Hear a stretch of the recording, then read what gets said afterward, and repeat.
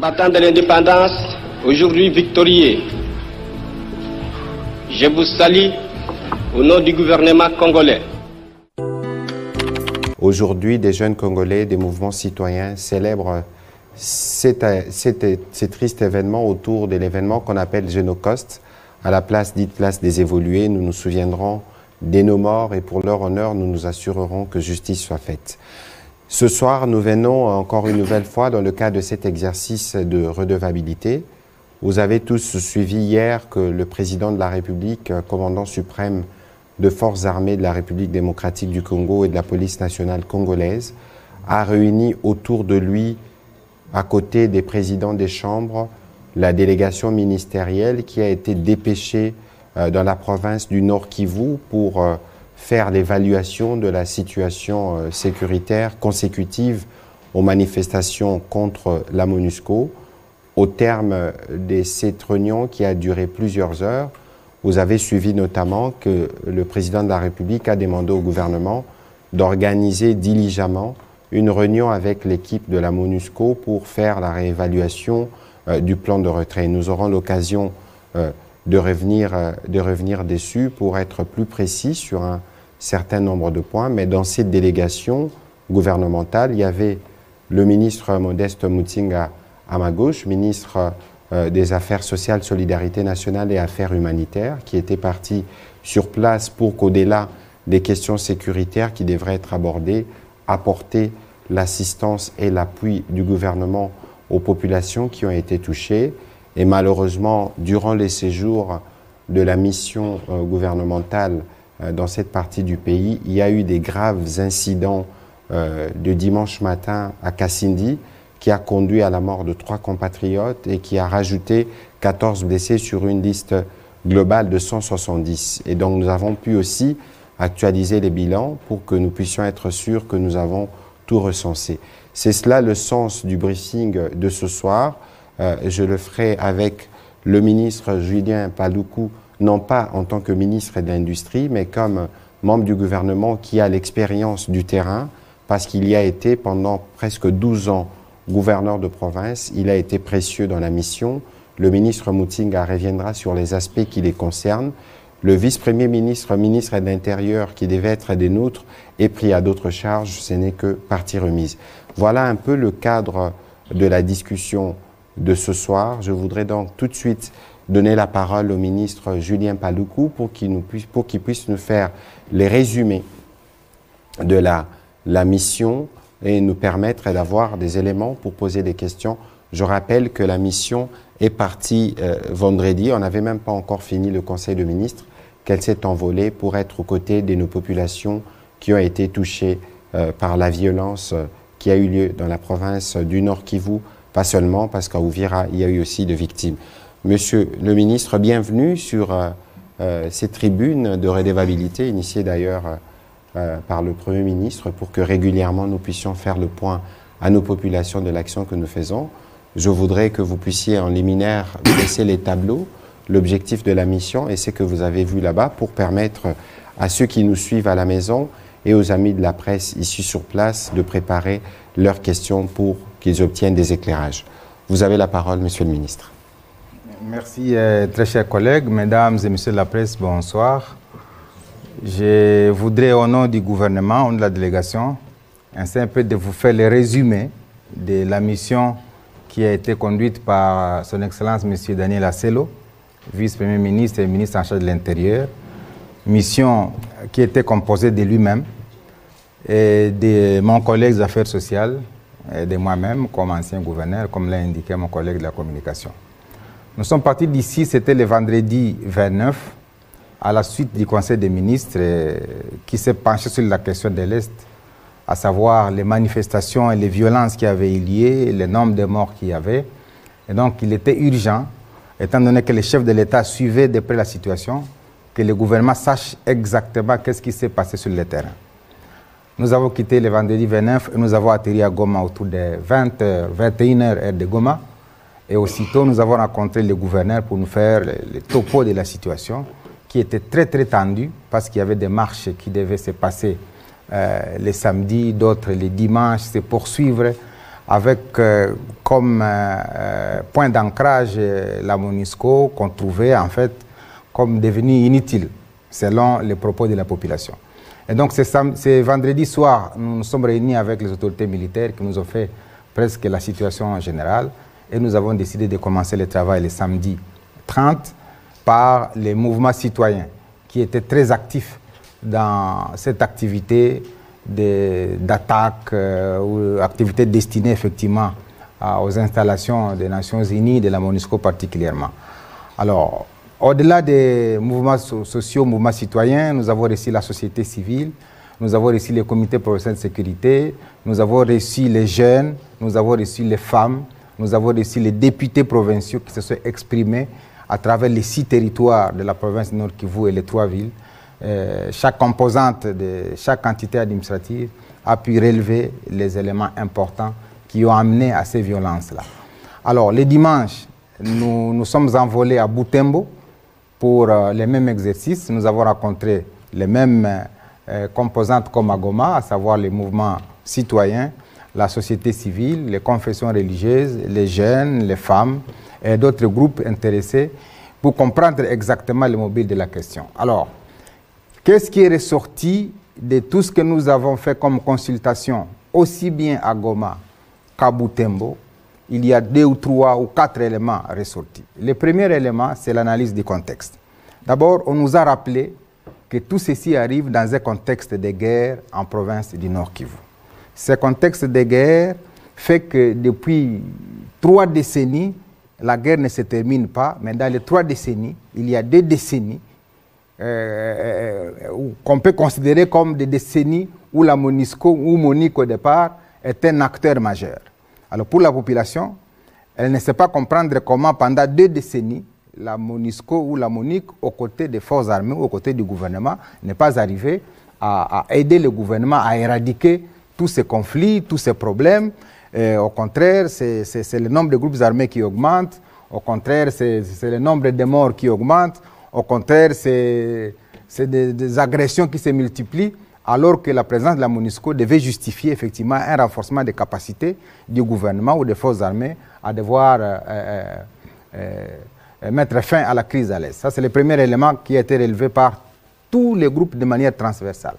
Le deuxième élément, c'est que tous les groupes ont réaffirmé que les informations qui reviennent sur le terrain de combat ne donnent pas réellement à la MONUSCO ou aux éléments de IFIB les mêmes pouvoirs qu'ils avaient en 2013, parce que la population est témoin de l'appui que la MONUSCO avait apporté au FARDC en 2013 lorsqu'on a défait les M23. Mais contrairement à cette époque-là, aujourd'hui, la population ne sent pas, ça c'est la population qui nous l'a dit, les mêmes appuis apportés au FARDC pour qu'on en arrive à en finir avec les éléments du M23 et tous les groupes armés. Troisième élément du contexte, c'est la déclaration fracassante du porte-parole de la MONUSCO. Pour la population, ça a été comme un aveu d'impuissance parce qu'elle-même a clairement dit qu'elle était incapable de pouvoir affronter la rébellion ou les agresseurs du M23 et que donc pour la population, il n'y a plus de justification pour celui qui a déclaré qu'il est incapable de demeurer alors aux côtés du gouvernement congolais ou alors aux côtés de nos forces armées parce que quelqu'un qui se déclare ainsi n'a plus de raison de pouvoir être considéré comme un appui important. Donc ça sont les éléments du contexte qu'on nous a rappelés pour justifier, tenter de justifier pourquoi il y a ce ras-le-bol qu'il y a eu dans la province du Nord Kivu face à la MONUSCO. Et donc les violences ont été presque les faits de l'ensemble des couches des populations réunies, hommes, femmes, jeunes et vieux, pour dire, avec les clous enfoncés par les porte-parole de la MONUSCO, ça vient sceller la fin de cette mission des Nations Unies à l'est de la RDC, parce que c'est elle-même qui l'a affirmé. Donc, ce sont là les éléments du contexte tels que je vous fais la restitution des éléments tels que nous livrés par la population. Alors, les mêmes couches que je vous ai indiquées tout à l'heure nous ont maintenant fait très rapidement les propositions. Première proposition, c'est que c'est la fin immédiate de la mission des Nations Unies au Congo. Pour certains, c'est aujourd'hui et maintenant. Pour d'autres, le délai maximum, ça doit être 1 mois. Pour d'autres, il n'y a même pas de délai à accorder. C'était le langage de la population. Et en réaction, bien évidemment, le gouvernement a clairement indiqué qu'il est en collaboration avec les Nations Unies à travers des textes et qu'un gouvernement, lui, ne peut pas agir comme dans la rue. Et effectivement, c'est tout à fait normal que ce ras-le-bol soit exprimé, mais que, étant donné que nous sommes régis par des instruments, eh bien, on doit les examiner pour savoir ce qui doit être fait. Alors, pendant que nous étions en train, effectivement, avec à la tête de la délégation le vice-premier ministre en charge de l'Intérieur, de pouvoir scruter la question, les dimanches, lorsque nous sommes à Butembo, en pleine séance de travail, c'est l'incident de Kasindi s'est produit, autour de 10 heures, où des éléments des Nations Unies ont forcé la frontière, en tirant d'abord sur les cadenas pour ouvrir la frontière, ensuite en ouvrant cette frontière, en permettant aux véhicules des Nations Unies de passer, en tirant sur les populations, parce qu'aussi les populations étaient curieuses de savoir s'il s'agissait réellement des éléments des Nations Unies, étant donné la tenue vestimentaire. Lorsque vous voyez les images, effectivement, il y a des gens qui sont en culotte, il y a des gens qui sont avec des écharpes au cou, mais seulement avec des casques bleus sur la tête. Et donc la population était curieuse de savoir si réellement c'est des casques bleus qui sont arrivés à la frontière avec la RDC ou pas. Et c'est pendant ce moment-là que ces casques bleus qui étaient déjà presque pendant autant d'heures dans la zone neutre ont estimé qu'ils devaient entrer sur le sol congolais parce qu'ils venaient en relève des éléments qui étaient déjà partis. Et donc, pour eux, ils ont estimé qu'ils devaient entrer sur le territoire congolais. Ils ont foncé la frontière, ils ont tiré sur ce qui était devant eux. Et là, on a eu un bilan lourd de 3 morts, de 2 morts et de 15 blessés. Et c'est dans la nuit que les blessés est décédé pour alourdir le bilan à 3 morts. Ça, nous sommes à Kasindi. Alors, maintenant, au chapitre du bilan, nous avons passé en revue tous les bilans des personnes décédées et des personnes blessées. Les collègues l'ont si bien rappelé. Nous sommes autour de 36 personnes qui sont décédées, dont 13 à Goma, 13 à Butembo, dont 4 casques bleus, 3 à Kanyabayonga, 3 à Kasindi, et on a ajouté à ce bilan évidemment les morts de Uvira en province du Sud Kivu.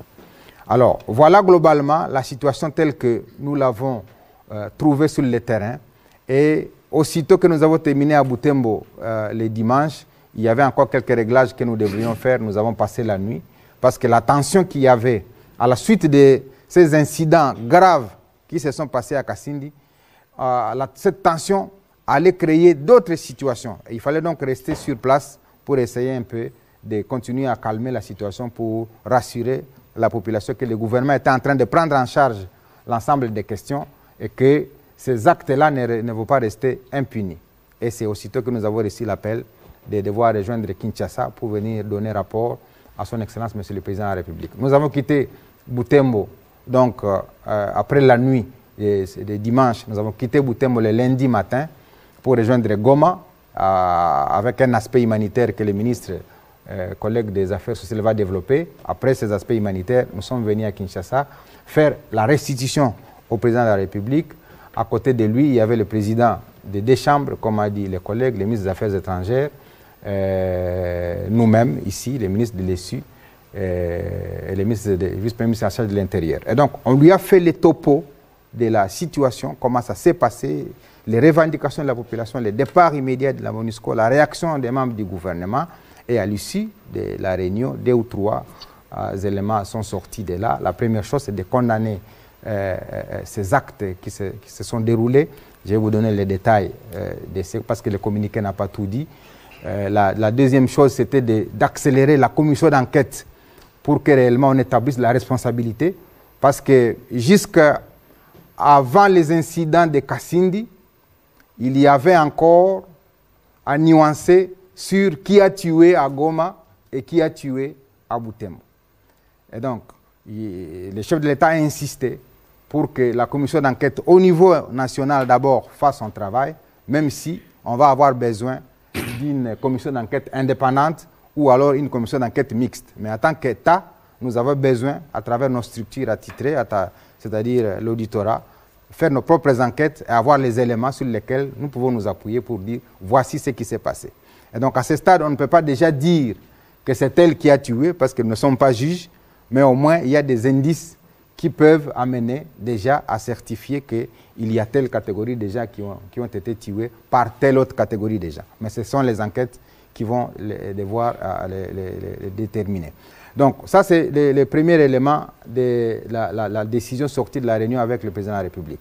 Le deuxième élément, c'est que il a été constaté que la RDC a signé à un accord avec la MONUSCO qui a déjà été évalué. Parce que dans la résolution 2556, il est clairement indiqué que le Conseil de sécurité a accepté la mise en place d'un cadre de travail entre la MONUSCO et le gouvernement congolais, élargi même à la société civile, pour qu'on examine la stratégie de retrait de la MONUSCO de la RDC. Et donc cette réunion d'hier a résolu de convoquer très rapidement ce cadre pour réévaluer effectivement ce plan de retrait de manière, cette fois-ci, et là je donne les détails, à raccourcir les délais qui avaient été initialement convenus. Parce que si les délais étaient de X temps, eh bien, le délai qui va être rediscuté va être de X-1 ou -2 ou -3. C'est selon qu'on va se convenir sur la manière dont le délai sera fixé pour répondre aux attentes de la population, mais également pour rencontrer la déclaration du porte-parole de la MONUSCO qui lui-même a indiqué qu'on était en difficulté de devoir affronter les questions de sécurité. Ça, c'est la deuxième chose qui est sortie de la réunion. La troisième chose, on peut dire qu'à l'issue de la réunion, on a demandé à la population de rester calme pour dire on ne peut pas accepter que la population continue à chercher à se prendre en charge, à chercher à faire ce que ce que l'État doit faire comme travail. Le gouvernement est là pour la population. Et le gouvernement a écouté la population, les cris de cœur de la population. Avec tous ces morts que nous avons connus, eh bien, le gouvernement ne va pas rester insensible. Le président de la République a été clair et il nous a tenus informés au cours de cette réunion d'hier qu'il a été appelé par le secrétaire général des Nations Unies, Guterres, pour dire vraiment qu'il présentait toute sa compassion, mais également ses excuses pour tout ce qui s'est passé, mais qu'au-delà des excuses, il fallait qu'on se rassure que cette unité-là, qui a commis ces forfaits, soit sanctionnée conformément aux règles des Nations Unies. Et là, la population pourrait peut-être nous dire, mais pourquoi on ne peut pas les prendre tout de suite et les ramener chez nous à l'auditorat et commencer à les juger? Eh bien, les règles des Nations Unies sont telles que ce n'est pas nos juridictions qui doivent les juger. Eh bien, ils vont être jugés par les Nations Unies et rapatriés dans leur pays pour purger leurs peines. C'est ça les règles, malheureusement, des Nations Unies à travers les accords que nous avons signés avec eux. Ce n'est pas que le gouvernement est faible devant ces gens-là, mais on est respectueux des textes et des engagements que nous avons signés avec ces gens. Voilà globalement, je crois, à briefer l'essentiel de la mission que nous avons, qui a été conduite par le vice-premier ministre en charge de l'Intérieur, et la restitution que nous avons faite au président de la République, et les quelques éléments des décisions qui sont sortis de là pour devoir rassurer l'opinion que le président de la République suit personnellement cette question et que, 1, cette unité ne restera pas impunie, 2, la stratégie de retrait va être l'objet d'une évaluation pour qu'on voie comment raccourcir les délais initialement arrêtés dans le cadre du retrait de la MONUSCO. Et je dois préciser enfin que nous avons rappelé à l'opinion que le retrait de la MONUSCO n'est pas le fait des manifestations d'aujourd'hui.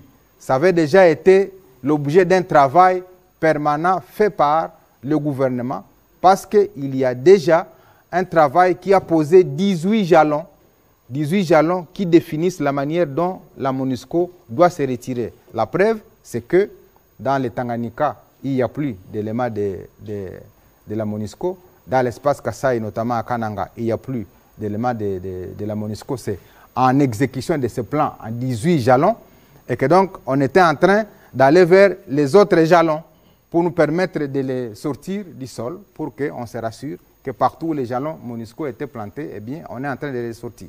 Maintenant que ceci est arrivé, l'évaluation va nous permettre d'aller rapidement, peut-être enlever les jalons là où ils se trouvent dans un délai qui sera convenu, parce que la résolution 2556 dit clairement que le Conseil de sécurité accepte que ce cadre entre la MONUSCO et le gouvernement soit mis en place pour élaborer le calendrier des retraits de manière consensuelle. Voilà.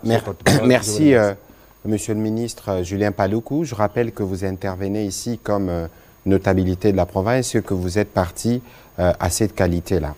Nous allons passer la parole au ministre Modeste Mutinga Mutwichai des Affaires sociales pour que lui aussi aborde les aspects qui le concernent dans le cadre de cette mission qui a été diligentée dans le Nord Kivu. Monsieur le ministre, vous avez la parole. Merci beaucoup, Monsieur le ministre. Je ne reviendrai pas sur l'évolution de la situation telle que l'a décrite mon collègue de l'industrie. Je voudrais saluer tout simplement et au début la sagesse et la perspicacité du président de la République qui a jugé utile de dépêcher la délégation gouvernementale à Goma et à Butembo avant que la situation s'empire. Je voudrais également saluer la sagesse du Premier ministre qui s'est décidé de donner les moyens d'action à cette délégation pour apporter assistance aux familles éplorées. Je vous signale que n'eût été l'arrivée de la délégation gouvernementale à Goma à temps, nous aurions connu une catastrophe. Parce que la population, la jeunesse, se préparait déjà à organiser une deuxième marche à la suite de la première. Nous ne savons pas comment la situation se serait passée si la délégation n'était pas arrivée. Lorsque nous sommes entrés en contact avec les tracts qui circulaient, et les informations qu'on donnait par-ci et par-là, et même la confirmation du service provincial de sécurité, nous avons commencé un travail très délicat et très difficile nuitamment pour rencontrer les leaders d'opinion, pour rencontrer d'autres services qui pouvaient nous être d'un recours certain en vue de désamorcer la bombe qui nous attendait demain matin. Et donc demain matin, la seconde marche n'a pas eu lieu parce que cette délégation est arrivée à temps. Il y a également une autre catastrophe que nous avons évitée, c'était à Butembo. La jeunesse, les jeunes du mouvement citoyen sont allés prendre les corps à la morgue. Ils les ont amenés sur la voie publique. Ils voulaient faire une procession avec ce corps dans toute la ville de Butembo. Nous ne savons pas ce que cela devait amener comme attitude de la population et des jeunes. Ça aurait été encore une hécatombe. Mais les militaires se sont interposés, ont arraché tous ces corps, les 9 corps, pour les amener à la morgue, à l'hôpital, au camp militaire. Donc, nous avons, si le gouvernement n'était pas rapide, s'il n'y avait pas la sagacité du Premier ministre, nous aurions connu pire que ce qui s'est passé. Mais seulement ce qui s'est passé, le bilan vient de vous être donné tout à l'heure. Mais à chaque catastrophe, à chaque calamité, il y a ce que nous appelons le choc. Quel était le choc? Le choc, c'est le nombre de morts, c'est le nombre de blessés, c'est le nombre de déplacés. Le bilan vient de vous être donné. Le ministère d'Action humanitaire était là pour examiner comment atténuer ce choc. La soumission du président de la République, du gouvernement, d'apporter une assistance. Il y a une assistance pour l'organisation des obsèques, une assistance pour aider les familles éplorées à organiser le deuil. C'est ce que nous avons pu faire, tant à Goma qu'à Butembo. Mais la jeunesse a apporté un autre cahier de revendications dont le ministre Paluku vous a parlé tout à l'heure. Et c'est cette situation que nous avons exposée au président de la République. Retenez tout simplement que lorsqu'il y a une catastrophe, lorsqu'il y a une calamité, la première des choses pour le ministère des Affaires sociales et Action humanitaire, c'est de savoir qu'est-ce qu'il faut faire pour amener le premier secours. En tout ce qu'on a le premier secours, dans ce cas, c'est apporter de l'eau potable. C'est indispensable. Il faut qu'il y ait de l'eau potable pour la population qui se déplace, qui ne sait pas où avoir de l'eau potable poussée. Et ensuite, quand on a de l'eau potable, il faut venir au secours des blessés.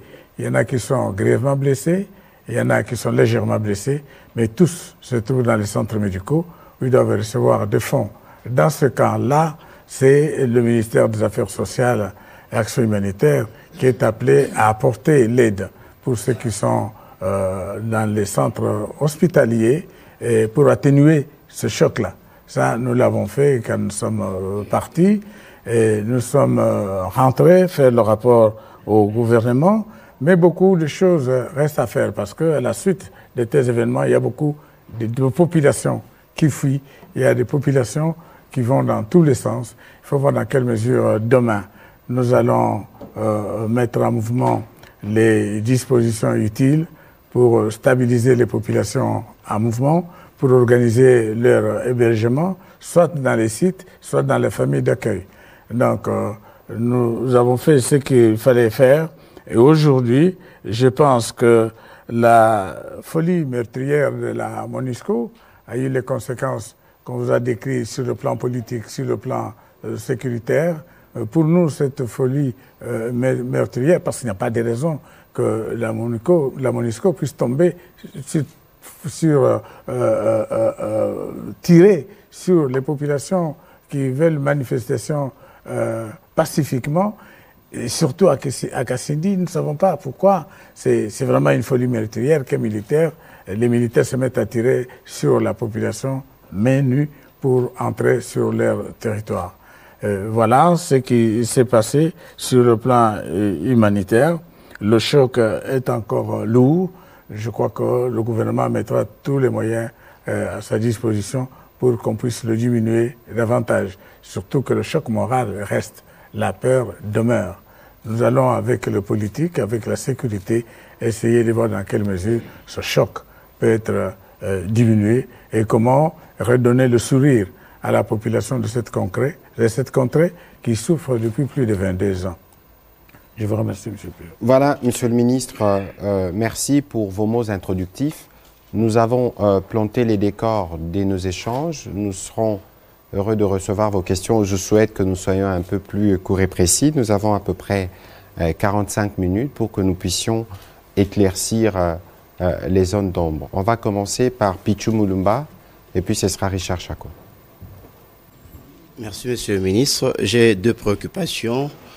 La première, je la pose au ministre de l'Industrie comme notable de la région. Quand vous dites raccourcir les délais initialement prévus, j'aimerais savoir, ces délais initiaux étaient de combien de temps partant de tous les jalons?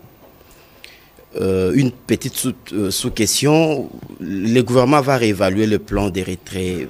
C'était quoi ces plans d'avant cette réévaluation? Ça s'écolle à la première préoccupation. Au ministre des Affaires sociales, l'on note que les affrontements armés sont restés évidemment la principale cause des besoins humanitaires et cela s'aggrave ou aggrave les quotidiens précaires de personnes déplacées. Est-ce qu'aujourd'hui les gouvernements, au-delà de moyens qu'on alloue à votre ministère pour peut-être faire face au choc comme vous les décrivez, est-ce qu'il y a une politique assortie des moyens pour pouvoir répondre aux défis humanitaires qui se posent avec tout ce qu'il y a comme problématique des guerres ou des affrontements? Voilà, on va commencer par le ministre Paluku. Oui, merci beaucoup, M. Pichu. Vous avez posé la question du délai. Effectivement, selon le calendrier initial, la MONUSCO, les dernières troupes de la MONUSCO devaient se retirer en 2024. C'est là le plan.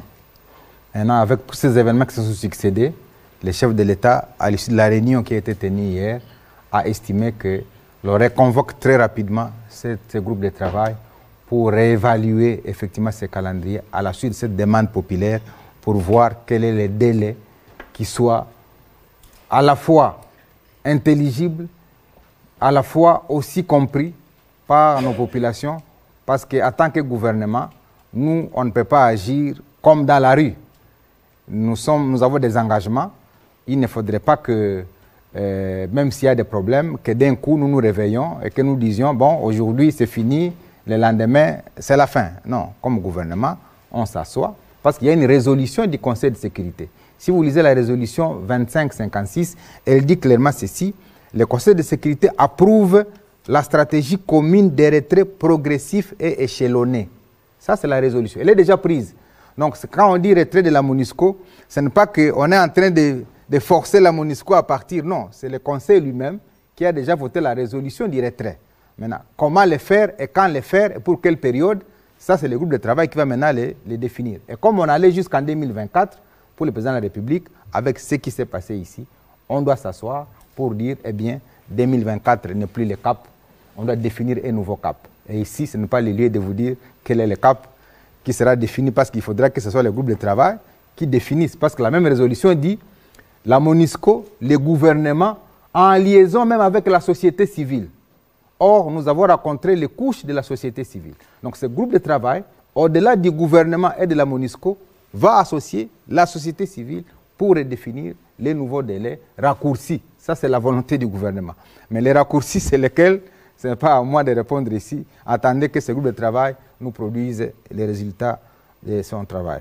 Alors, donc voilà, je crois j'ai répondu même à la sous-question. Le plan de retraite, c'était quoi? C'était celui-là. Donc, c'était défini, la manière dont progressivement on doit... La même résolution dit d'ailleurs ceci, que si vous lisez les points 49, 48, 49, 50, 51, la résolution parle du transfert des tâches de la MONUSCO au gouvernement. C'est-à-dire, ce plan-là définit comment les tâches que la MONUSCO exécutée doivent être transférées au gouvernement, selon les ministères qui sont concernés. Et s'il ne s'agit pas des ministères concernés, la même résolution définit le transfert des tâches de la MONUSCO à l'équipe des Nations, au système des Nations Unies. Parce que même si les troupes de la MONUSCO quittent, ce n'est pas que le système des Nations Unies quitte. Il faut que les gens comprennent la différence. La différence, c'est que les agences du système des Nations Unies vont rester, c'est-à-dire les PNUD, l'OMS, etc. Alors, toutes les matières que la MONUSCO exécutait vont être transférées aux agences du système des Nations Unies qui, elles, sont pérennes dans tous les pays. Il y a les PNUD, il y a l'OMS, il y a OCHA, il y a etc. Donc, c'est ce plan-là qui va aider effectivement à définir ce transfert. Pour telle matière ici que la MONUSCO exécutée, quel est l'organe du système des Nations Unies qui doit les recevoir au terme du transfert. Donc voilà comment ce plan est exécuté et il faut que l'on s'en soit pour qu'on évalue toute cette gymnastique-là de savoir comment le transfert s'est fait de ces différentes tâches que la MONUSCO a exécutées pour les ramener soit au gouvernement, soit au système des Nations Unies à travers les agences qui sont présentes ici depuis de longues années, avant même la MONUSCO. Alors ici, il faut rappeler, et d'ailleurs je veux m'assurer qu'au terme de ces briefings, qu'on vous partage le plan de retrait, parce que c'est un document qui existe, et la résolution 2556, comme ça, nous pouvons être sûrs que nous disons les choses qui ont un même soubassement. Je dois rappeler que le mandat principal de Casque Bleu de la MONUSCO, c'est la protection des civils. On ne peut pas, dans un contexte où, au lendemain de manifestations graves qui ont eu lieu à Goma, où il y a des soupçons sérieux qui pèsent sur des casques bleus, notamment sur qui a tiré sur la foule, accepter que des casques bleus tirent à bout portant et des sang-froid sur les populations qui sont censées protéger.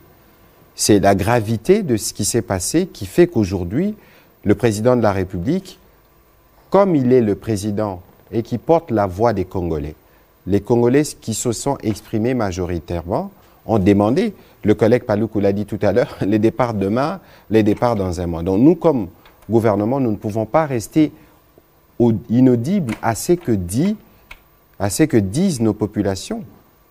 Parce qu'il ne faudrait pas que demain, il y ait d'autres incidents dans un contexte où il n'y a plus de confiance. Alors ici, le président de la République nous a fait le privilège de faire la restitution de ses échanges avec le secrétaire général des Nations Unies, où il lui a dit clairement que aujourd'hui, la raison principale de toute cette situation, c'est l'agression rwandaise à travers les M23.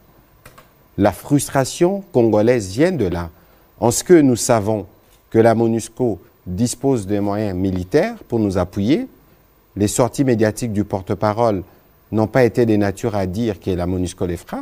Nous savons que la MONUSCO, qui est un organe représentatif du Conseil de sécurité des Nations Unies, peut user des voies diplomatiques pour régler la question. Aujourd'hui, tant que Bunagana sera occupé, ce sera difficile de baisser la tension au niveau de la population. Parce qu'il faut rappeler que ce soit le communiqué de Nairobi, que ce soit la feuille de route de Luanda et que ce soit la position d'elle-même du Conseil de sécurité du 1er juin 2022, tout demande le retrait des territoires occupés. Mais cela n'arrive pas. Ça veut dire que nous vivons dans un contexte de tension où il est important que nous, gouvernements, nous restions attentifs vis-à-vis des revendications de notre population, mais qu'en même temps, nous soyons dans un dialogue réaliste avec nos partenaires de la MONUSCO, parce que ce ne serait pas du tout bon qu'il y ait d'autres incidents de ce genre dans un contexte où la confiance n'existe plus entre la population et les casquettes bleus. C'est une confiance qu'il faut restaurer. Et même nous, gouvernements, dans ces dialogues-là, avec les militaires, on aura l'occasion de leur dire ce qui ne va pas, ce qui peut être corrigé, ce qui peut être fait, pour être sûr que dans les délais qui étaient prévus initialement, nous soyons en mesure de prendre en compte les revendications de notre peuple et travailler à réduire du temps dans ce qui a été convenu. Ça dépendra aussi de notre célérité. De toute façon, nous aurons des conversations bien plus appuyées lorsque vous aurez pris connaissance de ces différents documents. Je voudrais vous passer la parole pour rencontrer la préoccupation de M. Pichu Mulumba. Merci beaucoup, Excellence Monsieur le Ministre. Pichu Mulumba nous pose la question sur le quotidien précaire de la population après tous ces chocs dont je viens de parler tout à l'heure. Il faut noter que le président de la République et le gouvernement ne sont pas restés sourds, ne sont pas restés indifférents à tous ces chocs. Quelle politique avons-nous mis en route, que le gouvernement a mis en route pour atténuer ces chocs? La première politique, c'est la recherche de la paix, qui est un préalable pour la stabilité de la population, pour la production et pour le fonctionnement normal de la vie de population. À ce sujet, le président de la République et le gouvernement ont mis en place deux politiques majeures. La première, c'est ce décret qui a décrété l'état des sièges à l'est du pays. C'est justement dans le but de rechercher la paix. Parce que sans la paix, il n'y a pas de stabilité, il n'y a pas de travail, il n'y a pas d'études, il n'y a absolument rien. Donc, le préalable primordial, c'est la paix. Cette recherche de la paix est constante dans l'esprit, dans l'action et la vision du président de la République. Donc, c'est l'état des sièges d'abord, mais ensuite, le plus pragmatique, c'est le PPRDS. Donc, la PDDRS. Voilà. Donc, démobilisation, désarmement, réinsertion et stabilité. C'est cette politique qui doit contribuer à l'instauration de la paix pour nous permettre de nous occuper facilement du social de la population. Il y a ces politiques qui sont mises en route parce que d'une manière générale, nous enregistrons plus ou moins 5 millions de déplacés dans la partie est de notre République, les déplacés internes. C'est tellement énorme. Les gens qui ne sont pas chez eux, qui vivent dans des camps, qui sont en train d'errer à Goma, à Butembo, à Beni, un peu partout. C'est énorme, 5 600 000 habitants. Aujourd'hui, on signale par les statistiques que dans cette partie de la République, il y a plus ou moins 7 millions qui sont dans l'insécurité alimentaire. Donc la situation est délicate, très difficile, mais on peut tout dire, il y a un seul préalable, c'est l'installation de la paix. Et le gouvernement s'en occupe. On s'en occupe sur le plan politique, on s'en occupe sur le plan social et sur le plan militaire. La politique, c'est celle-là, le retour à la paix par deux mécanismes que je viens de vous communiquer, l'instauration de l'état d'urgence et l'organisation par le DDRSS. Voilà. Voilà, merci. On va prendre la prochaine question. Richard Chako, puis ce sera Madame Amunazo. Merci beaucoup, Monsieur le Ministre. De manière unanime, vous avez dit que la population ne veut plus de la présence de la MONUSCO en RDC. Vous voulez encore de la MONUSCO? Bon, je ne vais pas répondre à ça. Je voulais savoir quel est le palliatif ou l'alternative que le gouvernement compte mettre en place pour que le départ de la MONUSCO, qui est souhaité par tout le monde, ne soit pas une occasion pour l'embrasement de l'Est de la RDC, surtout avec la multiplicité des groupes armés. Deuxième question, Monsieur le ministre de la Communication, vous avez rappelé ici le 24e anniversaire de l'agression rwandaise. Vous avez dit que ce sont les mouvements citoyens qui sont organisés pour commémorer cette date douloureuse.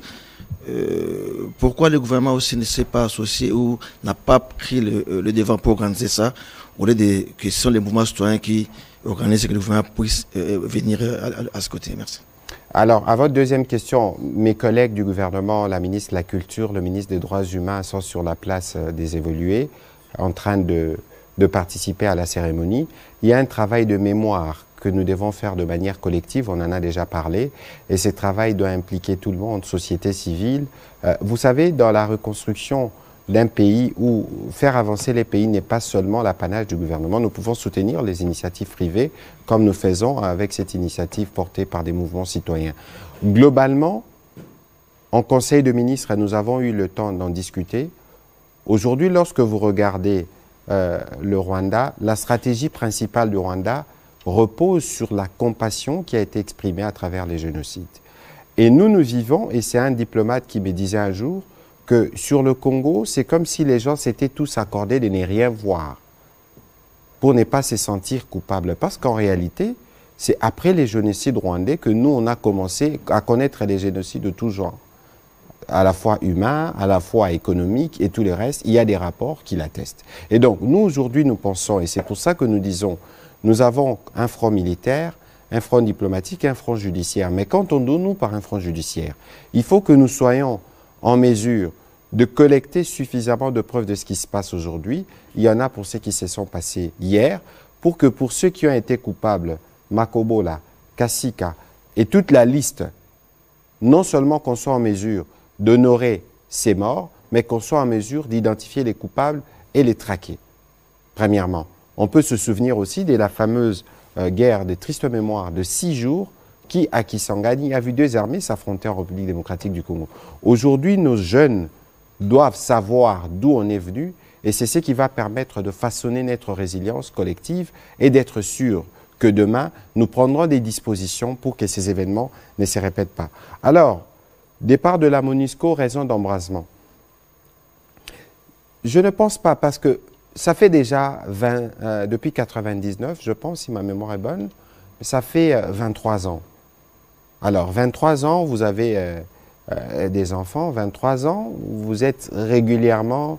C'est comme si on était encore dans une forme de babysitting. C'est vrai que la communauté internationale, nous considérons, et à juste titre d'ailleurs, qu'elle est co-responsable du malheur du Congo. Parce que lorsqu'en 1994 on ouvre les frontières, la communauté internationale était derrière. Et c'est là le point de départ. Jusqu'aujourd'hui, les Rwandais prennent des prétextes sur des FDLR parfois imaginaires, ou souvent imaginaires, pour venir nous agresser. Et donc, aujourd'hui, nous, en tant que gouvernement, nous avons décidé, par exemple, d'adopter la loi de programmation militaire. Parce qu'aujourd'hui, la première condition, le premier jalon, pour ceux qui ont lu les documents, c'est d'être en mesure de restaurer la sécurité, de mettre fin au type de menace. Mais au-delà de ce que nous faisons militairement, il faut qu'on se souvienne de ce qui s'est passé à Nairobi, où il y avait un processus politique et un processus militaire, qui était l'alternative pour ceux qui auront refusé. Mais regardez, quel est le groupe armé qui a refusé le processus politique? Le M23, les seuls. Parce qu'en dehors des réunions qui ont eu lieu à Nairobi, le président de la République s'est adressé à ses compatriotes égarés, mais vous avez vu que la facilitation conduite par le professeur Serge Chibangu, mandataire spécial du président de la République, était à Beni Bunyagoma Bukavu, pour rencontrer ceux qui n'ont pas pu se déplacer. Le simple fait qu'ils quittent le maquis où ils se cachent pour venir rencontrer une délégation présidentielle signifie que tous sont disposés à aller vers la paix. C'est pour ça que le ministre Mouting a parlé tout à l'heure de la composante PDD-RCS. pour être sûr que nous assurons les relèvements communautaires qu'il faut. Et donc, la MONUSCO, quoi qu'il en soit, ne peut pas rester indéfiniment en République démocratique du Congo. Et aujourd'hui, la confiance est rompue parce que les raisons pour lesquelles la MONUSCO devait être là ne se justifient pas lorsqu'elle s'est dit ou est-ce qu'elle se montre presque incapable d'agir efficacement pour régler les problèmes. Donc, nous, on peut encore avoir de la retenue dans la manière de discuter, mais nos populations de qui nous détenons le pouvoir disent non. Alors, il ne faudrait pas que demain, dans l'hypothèse où il y a 1 ou 2 incidents, personne n'aurait cru qu'il y aurait ces incidents à la frontière, que cela n'expose encore à des choses plus graves. Mais ici, les Congolais doivent se rassurer que ce soit pour le président de la République et pour le gouvernement, nous mettons tout en place. C'est pour ça que nous avons lancé, par exemple, un appel au recrutement pour nos jeunes qui veulent venir dans l'armée, dans les services, ils doivent venir. C'est eux qui seront en mesure de défendre l'intégrité territoriale. Voilà. Merci. Vous avez un petit complément? Je vais commenter effectivement cette question. Il y a 2 éléments importants. Le premier élément, c'est que on ne peut pas continuellement être dans une mentalité d'assister et croire qu'on peut se développer. En fait, dans les grandes théories de développement, on dit l'aide extérieure n'a de sens que si elle vient renforcer une dynamique existante. Et donc, pour nous, nous pensons que pendant 22 ans, si l'aide n'a pas aidé à renforcer la dynamique existante, eh bien, il faut qu'on la crée nous-mêmes.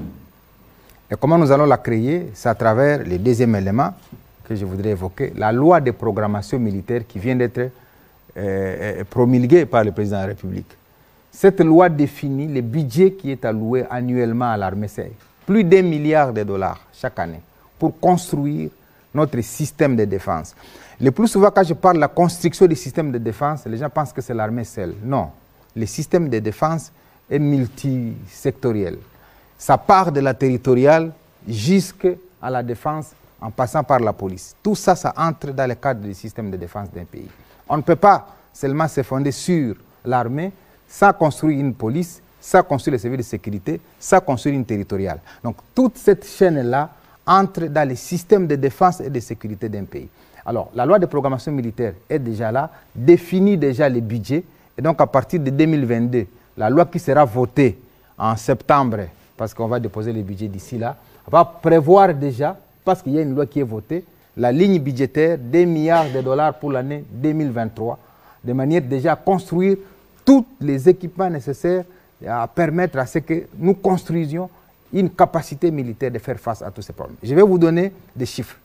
Vous savez que l'Égypte a 1 million de militaires, 475 militaires actifs, près de 600 réservistes. Le Rwanda a 33 000 hommes. Le Burundi a 31 000 hommes et 20 000 réservistes. L'Ouganda a autour de 35 000 hommes. Donc vous comprenez qu'avec ces chiffres-là seulement, il suffit de renforcer notre système de recrutement, comme a dit les collègues, pour que nous arrivions à 50, 60, 70 000 hommes pour que les rapports de force changent. Et donc la loi de programmation militaire donne les moyens au gouvernement de faire changer les rapports de force. Maintenant qu'on peut être en difficulté pendant un temps, eh bien il y a des théories qui disent, pour ceux qui sont forts aujourd'hui, il y a des théories qui disent on ne reste pas fort tout le temps. On peut être fort pendant un temps, mais on ne l'est pas tout le temps. Et donc la RDC peut être faible pendant un temps, mais elle ne le sera pas tout le temps. Et donc aujourd'hui, c'est le président de la République qui est en train de renforcer la capacité du système de défense. Et je ne peux pas ici vous dévoiler toutes les stratégies internes qui sont en train d'être faites dans le cadre du recrutement. Parce que lorsqu'on va sortir les troupes, je pense que tous vous serez informés. Mais si on commence à le dire que telle part il y a autant, telle part il y a autant, il y a des gens qui vont s'activer pour chercher à détruire la possibilité pour le gouvernement de se doter de sa capacité militaire de faire face aux agressions prochaines. Et c'est l'essence de l'agression. L'agression a pour rôle ou a pour objectif de distraire la République démocratique du Congo à s'engager vers la voie de la construction de ce système de défense. À chaque fois que nous voulons nous organiser, je l'ai dit plusieurs fois, à chaque fois qu'on veut s'organiser, vous voyez une agression qui naît par personne interposée. C'est CNDP en 2006, c'est M23 en 2009, C'est un 23 qui est né en 2013. Descendant du RCD. Donc, le 2 août. Tous ces descendants-là, d'aujourd'hui, 2 août, ils reviennent quand on sent qu'il y a une possibilité pour ce pays de se construire. Et donc, le président de la République a pris conscience de cela et la population devra accompagner ce gouvernement ici à construire réellement son système de défense. Et c'est la raison pour laquelle je voudrais lancer cet appel que le président de la République avait lancé lui-même le 30 juin pour dire des Congolais qui voudraient que demain, personne ne s'hasarde à venir faire des aventures dans ces pays, doivent intégrer les forces armées. La loi est là, l'armée et tout le système auront un budget de 2 milliards de dollars. Donc les militaires ne vont plus végéter dans la misère comme on le pense. Ils ont les moyens qui leur sont dotés par la loi de programmation militaire. Et donc les jeunes gens qui avaient peur qu'aller dans l'armée, c'est aller végéter de la misère, la loi leur donne la possibilité d'être des vrais militaires. Parce que demain, la RDC va commencer aussi à fournir des casques bleus pour aller intervenir ailleurs. Voilà, merci. On va prendre Madame Pamela Amunazo.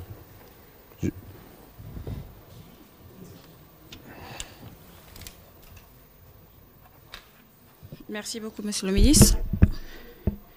Je vais commencer par Monsieur Julien Paluku. À vous entendre parler, on a l'impression que la position du gouvernement est claire. La MONUSCO doit partir. Est-ce que la RDC aujourd'hui, sur base de votre expérience, puisque vous avez géré cette partie de la RDC, est en mesure de maintenir la paix ou maintenir la situation actuelle dans cette partie de la RDC? N'avez-vous pas peur de pouvoir vous retrouver aujourd'hui avec une population qui va vous réclamer la même chose, avoir à dos cette population qui vous demande de partir parce que vous n'aurez pas amené cette paix?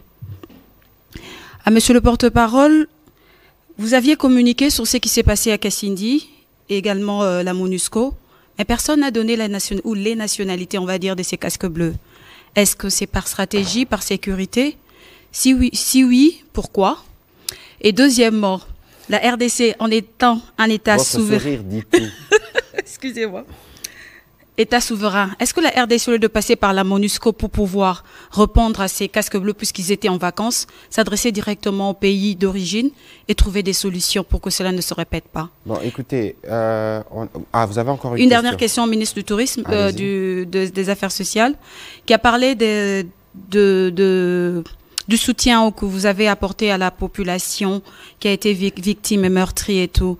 Vous avez parlé d'un choc que vous avez dû pallier. À quelle hauteur exactement? Quel montant vous avez apporté à cette population? Voilà, merci beaucoup. Alors, il y a toujours cette polémique qui revient sur le chiffre, mais bon, le ministre, elle le dira mieux que moi, mais le gouvernement est toujours présent dans la mesure des ressources que nous avons. Alors, pourquoi on n'a pas dit la nationalité du... Regardez le contexte dans lequel nous sommes.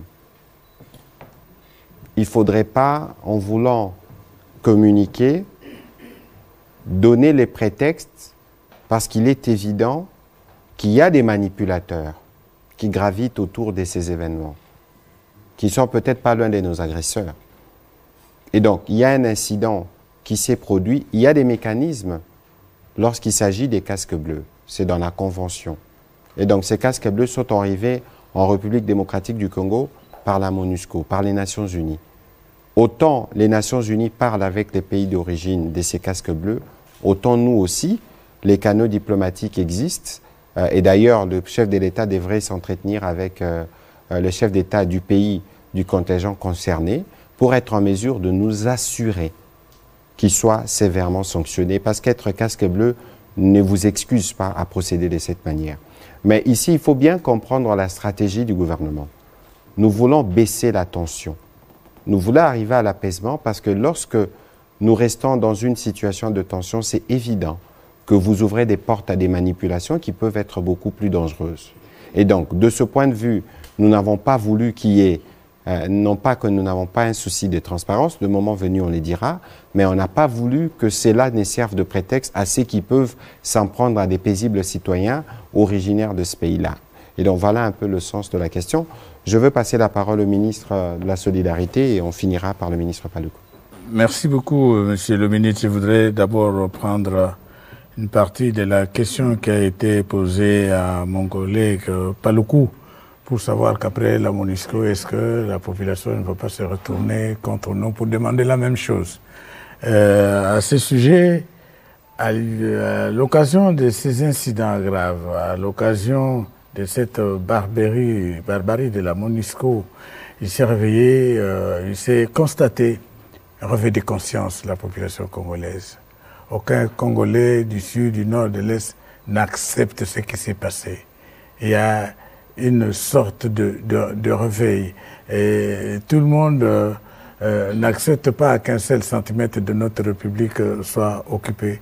Cette conscience qui s'est révélée une fondation de notre nation, de notre unité, doit être entretenue par les médias et par les institutions.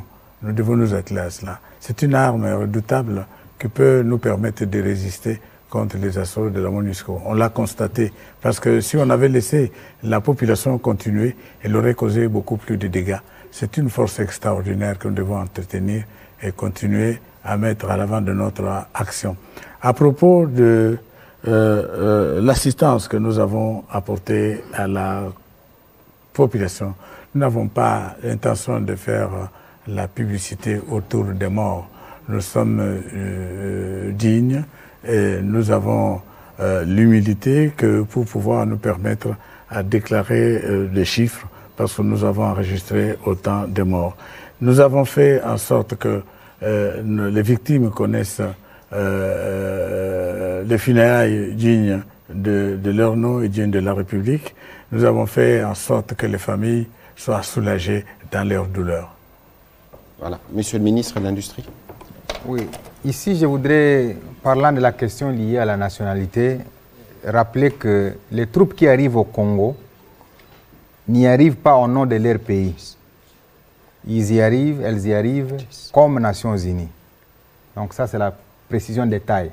Et donc quand le gouvernement doit s'adresser aux Nations Unies, il s'adresse aux Nations Unies avec les troupes qui sont identifiées comme Nations Unies.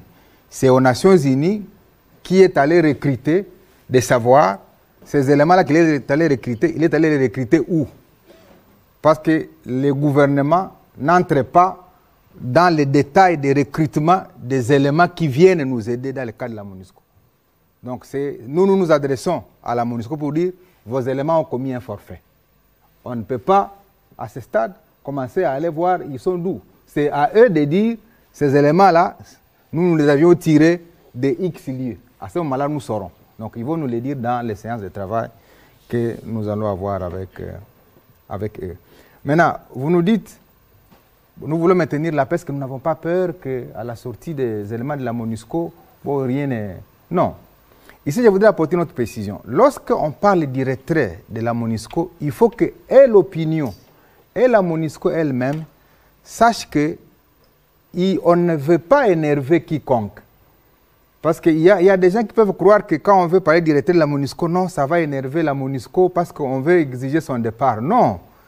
Il y a une résolution du Conseil de sécurité qui parle de la stratégie du retrait. C'est-à-dire les Nations Unies elles-mêmes sont déjà d'avis que leurs troupes doivent quitter la République démocratique du Congo. Donc, lorsqu'on parle du retrait, ça ne doit énerver personne.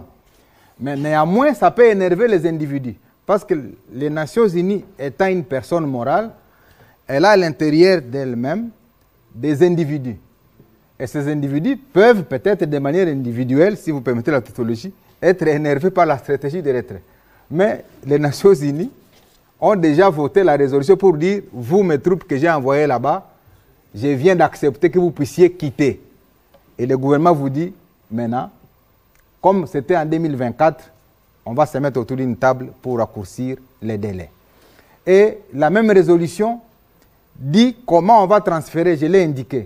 Donc il y a même certaines responsabilités, ou certains matériels, ou certains outils que le gouvernement est en droit de réclamer pour dire, vous avez acquis autant d'outils sur le sol congolais, il ne vous appartient pas de les amener en l'air. C'est ça le transfert des tâches qu'exécutait la MONUSCO ici. On va dire, vous avez acquis du matériel, vous avez acquis ceci, vous avez transféré cela à tel. Et donc, il y aura une série des transferts qui seront faits au niveau des agences, au niveau du gouvernement. Et nous, en interne, on est en train de nous préparer effectivement pour que la sortie de la MONUSCO ne constitue pas un chaos, pour que demain, ceux qui seront partis puissent se justifier en disant, voilà, ils nous ont demandé de partir, voilà ce qui est arrivé. Je dois conclure par dire, tous les pays du monde n'ont pas eu de missions des Nations Unies pour exister. Donc on ne doit pas croire que lorsque la mission des Nations Unies sortira de la RDC, ça sera la fin de la République démocratique du Congo. Elle est arrivée en 1999. La RDC existait, ou si vous voulez, les Zaïre. J'étais là. Donc les Zaïre n'a jamais disparu. Entre le départ de la mission de 61 et l'arrivée de la mission de 99. Donc on ne peut pas tout de suite affirmer que lorsqu'elle va partir, ce sera la catastrophe, ce sera le chaos. Au contraire, ça doit nous, en tant que gouvernement, nous amener à définir des stratégies robustes pour dire qu'il ne faudrait pas qu'on donne raison à ceux qui sont partis. Parce qu'aussitôt partis, si des choses s'enlisent, effectivement, ils vont apparaître aux yeux du monde qu'il n'y avait rien. Donc ça, il revient à nous, gouvernement, effectivement, d'avoir ça comme défi, d'avoir ça comme challenge. Et c'est pourquoi le président de la République a sollicité de ne plus attendre la session de septembre pour faire passer la loi sur la programmation militaire. Elle est maintenant publiée sous forme d'ordonnance loi.